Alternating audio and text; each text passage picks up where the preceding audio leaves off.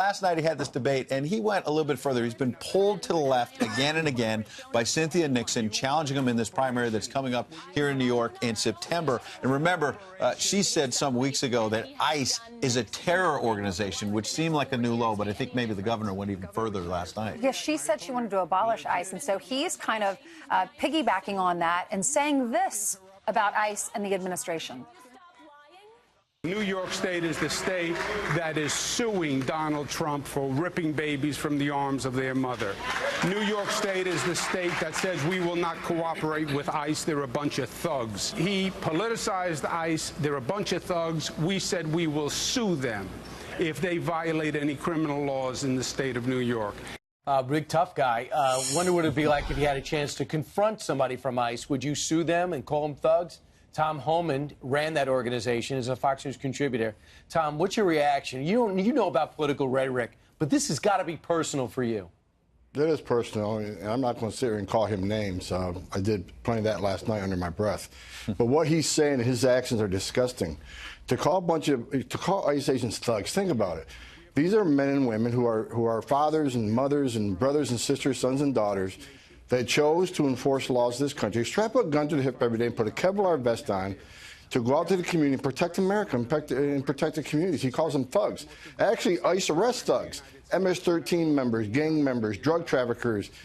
We arrested over 5,000 criminal aliens off the street in New York that many walked out of his sanctuary jails. So rather than calling them thugs, you know, I'm not asking for anybody to give ICE agents a slack, but a little recognition of the difficult job they do every day. They put their lines on the country for this country every day.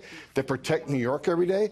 He ought to be writing a thank you letter rather than calling them names. It's ridiculous. Why are so many politicians saying this? Is it to get votes? Because it feels like politics, they're moving so far to the left. And you have Alexandria Ocasio-Cortez.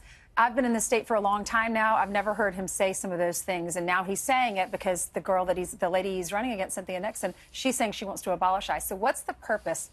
Do they really know what you guys do? Well, obviously they don't, because they knew what ICE did. Again, they'd be thanking ICE for doing what they do, putting their lives on the line every day for this country. Look, I think it's the end thing for the far left now to say abolish ICE. Look, one thing's clear. Governor Cuomo's putting his political ambitions, the same with Ocasio-Cortez, the same with Senator Gillibrand, who's no better. They're putting their political ambitions ahead of public safety and border security. And last night, you know, they debated, they're both fighting who's going to resist President Trump more. The President of the United States, the platform is resist the President. I'll tell you something. I've been enforcing laws for 34 years, and I've worked for a lot of presidents. This is a great president, and he's doing the right thing for law enforcement. He's doing the right thing for national security. And we got to remember, there's no true border security without interior enforcement. If you're lucky enough to get by the Border Patrol, or you get caught and asked to see a judge and get released, if there's no interior enforcement that's going to remove these people after they have the due process, there's no border security. They're going to keep trying to sneak in because they can go to a sanctuary city like New York and be protected by the governor. Tom, to your point, it's worse than just New York. You go down to Texas. We've been talking about some Democratic candidates for various offices down there in these midterms, and some of them are saying illegal border crossings, we should take the criminality out of it. It should no longer be an illegal offense to cross the border illegally. I know that's Border Patrol and not ICE, but to your point, this seems insane. No, look, I started my career in Border Patrol. I love the Border Patrol. There's 40,000 American patriots that stand on the front line every day. To decriminalize illegal entry in the United States, that will cause a couple of things. Number one, you think there's a surge on the border? You decriminalize it, you wait and see what happens on the border. You won't be able to control it. Second of all, we all learned as children that unless there's a consequence or deterrence to bad behavior, that behavior is going to continue. So it's a right policy, and we need to keep pushing the policy. When you enter this country illegally, it is a crime.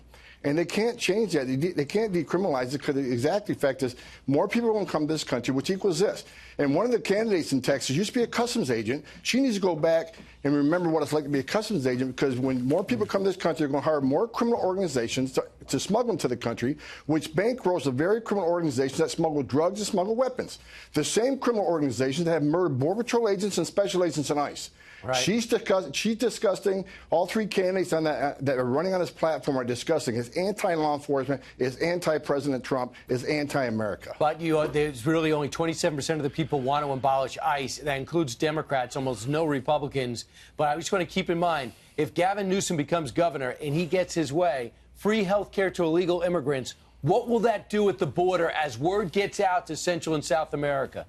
It's an enticement. Gavin Newsom, another guy that called me a disgusting name, have at it. No one's going to bully me and stop talking. I had 80 protesters in my house after I retired. Keep coming. I'm not going to shut up. I've done this for a long time. I'm going to fight for this country. But as far as, the policy of the more they dangle the sanctuary cities, benefits, licenses will protect you from ICE. They entice more people to enter this country, which put Border Patrol and ICE agents at danger, but it's going to kill people. A lot of people die entering this country through the smuggler organization. Women get raped. Children die in the river.